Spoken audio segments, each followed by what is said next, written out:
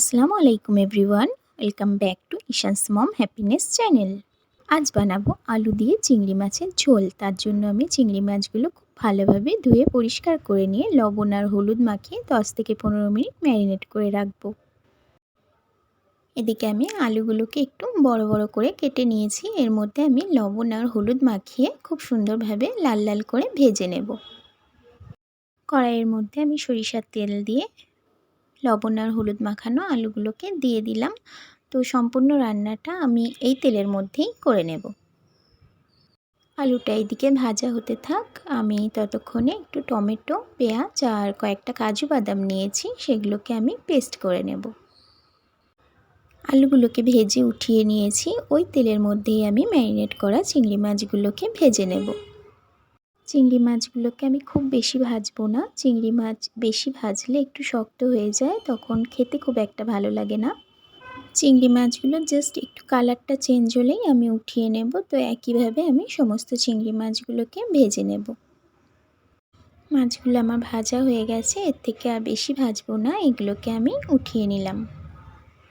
সবগুলো মাছ ভেজে নিয়ে ওই তেলের মধ্যেই আমি তেজপাতা, গোটা জিরা আর গরম মশলা দিলাম। গরম মশলার মধ্যে ছিল লবঙ্গ, এলাচ আর দারচিনি। কয়েক সেকেন্ড নাড়াচাড়া করার পর যে টমেটো, পেঁয়াজ আর কাজু বাদামটা পেস্ট বানিয়ে রেখেছিলাম সেটাকে দিয়ে দিলাম। এখানে আমি দুটো বড় সাইজের টমেটো নিয়েছিলাম, দুটো বড় সাইজের পেঁয়াজ নিয়েছিলাম আর 7 থেকে 8টা কাজু বাদাম নিয়েছিলাম। তো এর মধ্যে আমি একটু লবণ আর একটু হলুদ গুঁড়ো দিয়ে দিলাম। একটা একটা করে মশলা দিতে থাকবো আর এটাকে আমি কষাতে থাকবো। 1 টিস্পুন আদা রসুনের পেস্ট দিয়ে দিলাম আর একটুখানি জিরা গুঁড়ো দিলাম 1/2 টিস্পুন। খুব ভালোভাবে আমি এটাকে কষিয়ে নেব আর আমি অল্প সামান্য একটু লঙ্কা গুঁড়ো দেব। তো ঝালটা আপনারা যে যেরকম খেতে ভালোবাসেন সেই হিসেবেই দেবেন। 3 থেকে 4 মিনিট আমি মশলাটাকে কষিয়ে নিয়েছি। এরপর আমি ভেজে রাখা চিংড়ি মাছ আর আলুগুলোকে একসঙ্গে এর মধ্যে দিয়ে দেব।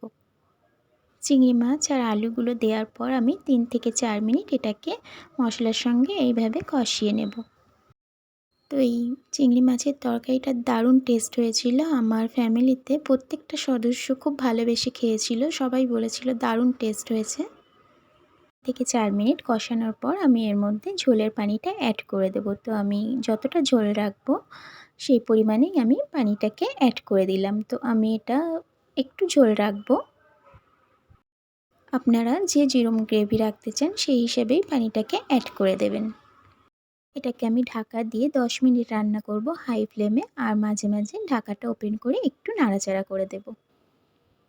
রান্নাটা আমার কমপ্লিট হয়ে গেছে। নামানোর আগে 1 টিস্পুন ঘি দিয়ে দিলাম। এরপর 5 মিনিট রেস্টে রেখে আমি সার্ভ করে নেব।